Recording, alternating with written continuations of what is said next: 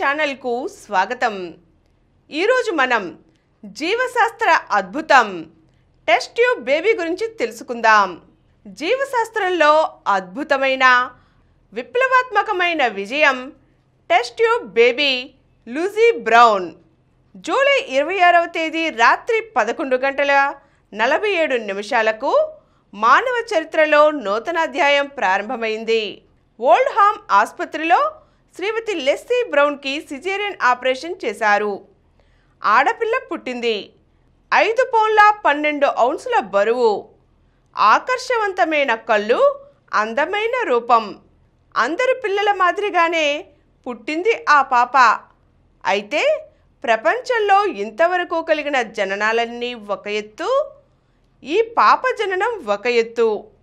ఈ పాప జననానికి అవసరమైన తల్లిదండ్రుల శుక్ల శోణితాల కలయిక సహజ సంయోగంలో తల్లి గర్భకోశంలో జరగలేదు.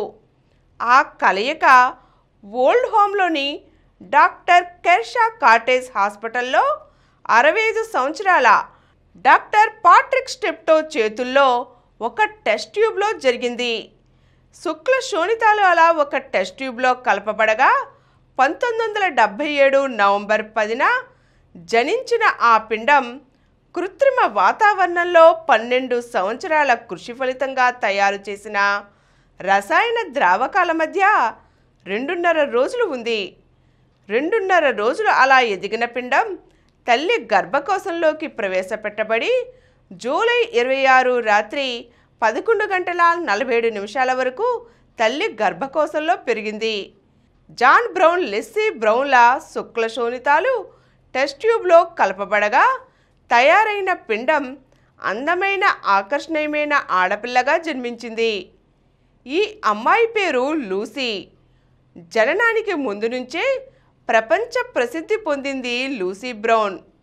ఇంగ్లాండ్లో పశ్చిమాన గల పెద్ద పట్టణం బ్రిస్టర్. అక్కడ ఒక రైల్వే కార్మికుడు జాన్ బ్రౌన్. అతను రైల్వేకు చెందిన లారీ డ్రైవరు. వయసు 38 సంవత్సరాలు. జాన్కు మొదటి భార్య ద్వారా షెడన్ అనే కూతురు ఉంది. 1969లో జాన్ లెస్లీని వివాహం చేసుకున్నాడు. లెస్లీకి బిడ్డలు కలగలేదు.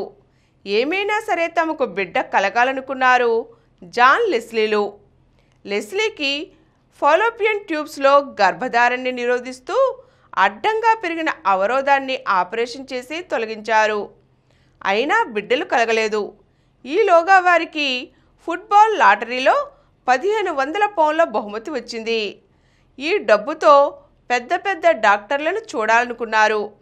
వీరి పట్టుదలను సానుభూతితో గమనించిన ఒక నర్సు వీరికి పాట్రిక్ స్టెప్టో అడ్రస్ ఇచ్చి పంపించింది.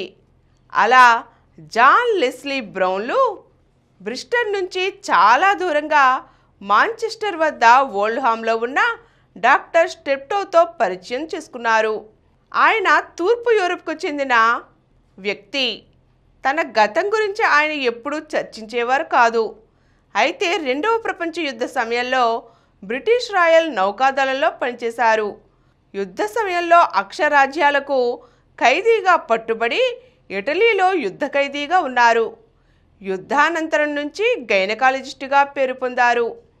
స్త్రీ పొట్ట మీద చిన్న కోత పెట్టి ఓవరీలో నుంచి పక్వమైన ఓవం ఎంచి తీయడంలో పరిశోధన చేశారు స్టెప్టో.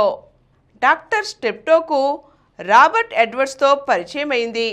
ఎడ్వర్డ్స్ కొంత రాజకీయాల్లో తిరుగుతూ కొంత వ్యవసాయం చేస్తూ ఉన్నారు. ఆయనకి జీవరసాయన శాస్త్రాలు అభిమాన విషయాలు. ముఖ్యంగా మానవ పిండాన్ని కృత్రిమంగా కాపాడగలిగే రసాయన ద్రావకాలు తయారు చేయడం ఆయన అభిమాన విషయం. వీరిద్దరి స్నేహంతో ఎన్ని కష్టాలు వచ్చినా వీరి పరిశోధనలు ముందుకు సాగాయి. మొదట్లో వీరు ఎలుకల మీద, కుందేళ్ల మీద పరిశోధనలు చేశారు. ఆ తరువాత ఒక్కసారిగా మానవుల మీదనే పరిశోధనలు ప్రారంభించారు. కుందేలుకి మనిషికి మధ్య ఇతర జంతువుల మీద వీరు పరిశోధనలు చేయలేదు. ఇదే కారణం కావచ్చు. చాలామంది శాస్త్రజ్ఞులు వీరి పరిశోధనలకు లూసీ బ్రౌన్ పుట్టే వరకు విలువే ఇవ్వలేదు. ఇలాంటి పరిశోధనలు గతంలో 1936లో హార్వర్డ్ విశ్వవిద్యాలయంలోనూ 1961లో టోలోగ్నా విశ్వవిద్యాలయంలోనూ జరిగాయి. అయితే కృత్రిమ రీతిలో శుక్ల శోణితాలను కలిపి మానవ పిండాన్ని సృష్టించగలరని ఎవరూ నమ్మలేదు. అందుచేత స్టెప్టో ఎడ్వర్డ్ల కృషి విజయవంతం కాగలదని ఎవరూ ఊహించలేదు. అయినా వీరు చాలా నెమ్మదిగా తమ పరిశోధనలు ముందుకు నడిపించారు. చాలామంది స్త్రీల గర్భకోశాల నుంచి పక్వమైన అండాన్ని తీసి వారి భర్తల శుక్ల కణాలతో కలిపారు. స్త్రీ గర్భకోశంలో ఎటువంటి రసాయనాల మధ్య, ఎటువంటి వాతావరణంలో శుక్ల శోణితాల సంయోగం గర్భధారణకు అనుకూలిస్తుందో సరిగ్గా అలాంటి రసాయనాలను స్థితిని టెస్ట్ ట్యూబ్లో ముందుగా సాధించాలి. విసుగులేని వారి కృషి విజయవంతం అయింది.